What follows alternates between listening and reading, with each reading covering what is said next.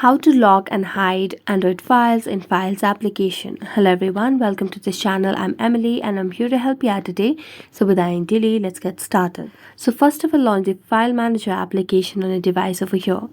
Here you can see different files over here, so tap on the Files section.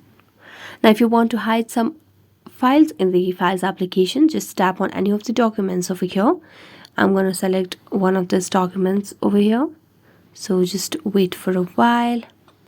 And I'm going to tap on it, and then as you tap on the particular file that you want to hide, you can see the more option at the bottom of the screen, so tap on it.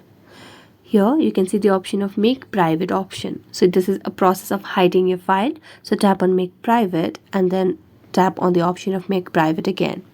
As you do that, you can see the file is not seen in this original file again over here.